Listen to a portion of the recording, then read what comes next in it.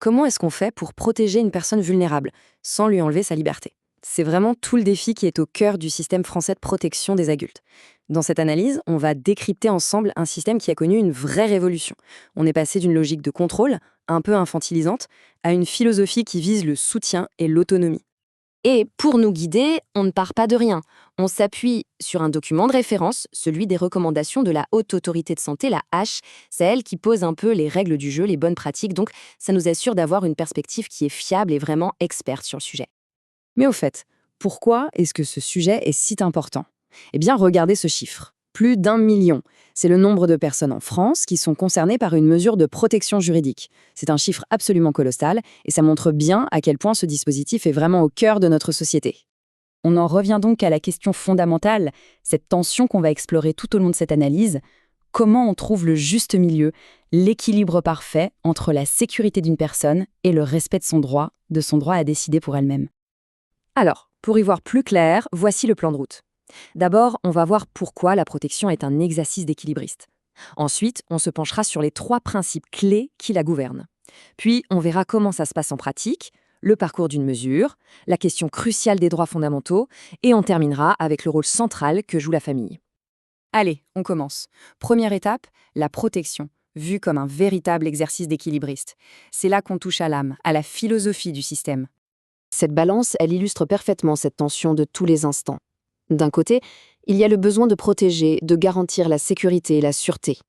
Et de l'autre, il y a le devoir de préserver l'autonomie, le droit de choisir par soi-même, et même, oui, le droit de prendre des risques. C'est ça le grand écart permanent des professionnels et des familles au quotidien. Pour essayer d'encadrer cet équilibre très délicat, la Grande Loi de 2007 a posé 3 piliers.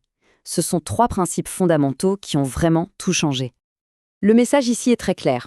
On ne met pas quelqu'un sous protection à la légère. Il faut que 3 conditions très strictes soient réunies. D'abord, la nécessité. Il faut un avis médical qui prouve qu'il y a un vrai problème. Ensuite, la subsidiarité. Ça veut dire que c'est le dernier recours quand plus rien d'autre ne fonctionne. Et enfin, la proportionnalité. La mesure, ça doit être du sur-mesure, la plus légère possible et parfaitement ajustée à la personne. Mais voilà, c'est là que la théorie se confronte un peu à la pratique.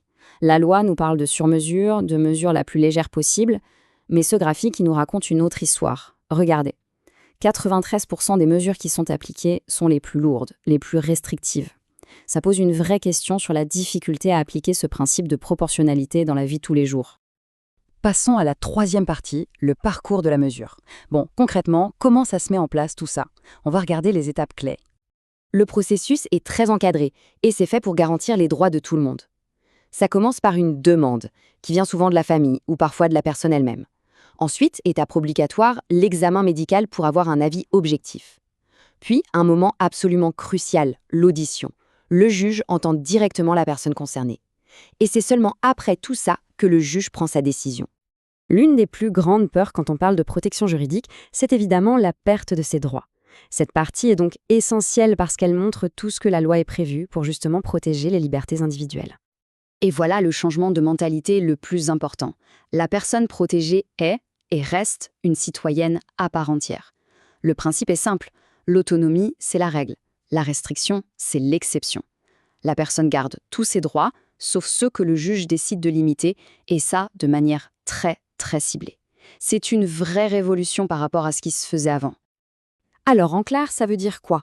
D'un côté, la protection peut aider pour la gestion, comme s'occuper des comptes en banque ou signer des contrats importants, mais de l'autre côté, tous les droits les plus personnels sont totalement préservés. Le droit de vote, le droit de se marier ou de se pacser, le droit à une vie privée, ces choix-là, elles restent strictement individuels. La loi va même encore plus loin. Elle a créé une sorte de sanctuaire pour certains actes qu'on appelle strictement personnels. Ça touche à l'essence même de l'individu. Reconnaître un enfant, exercer l'autorité parentale, pour ces choses-là, aucune intervention extérieure n'est possible. Jamais. C'est le noyau dur de l'identité de la personne et il est complètement protégé. 5e et dernier point, et non des moindres, la famille. C'est un acteur qui est vraiment au cœur du dispositif. La loi a voulu en faire un pilier en la plaçant en toute première ligne. Alors, qui sont ces protecteurs? On a souvent l'image de professionnels, mais en fait, pas du tout. Les chiffres parlent d'eux-mêmes. Dans plus de la moitié des cas, 54,6% pour être précis, c'est un membre de la famille qui s'en occupe. C'est la preuve que cette fameuse priorité à la famille, voulue par la loi, eh bien, elle est bien réelle sur le terrain. C'est d'ailleurs écrit noir sur blanc dans le Code civil. Le juge doit toujours en premier regarder s'il peut confier la mesure à un proche, un conjoint, un parent, un enfant. Un professionnel ne sera désigné que si la famille ne peut pas ou ne souhaite pas prendre ce rôle.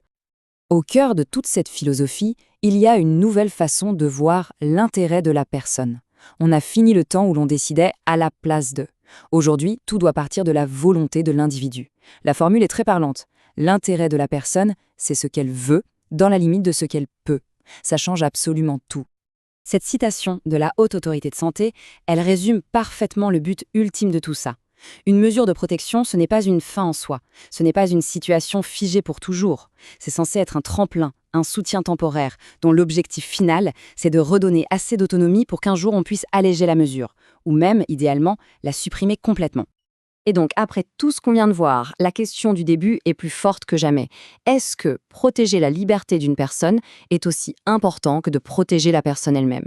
C'est sur cette grande question que se termine notre analyse de ce système complexe, qui cherche chaque jour à trouver cet équilibre si difficile entre la bienveillance et le respect.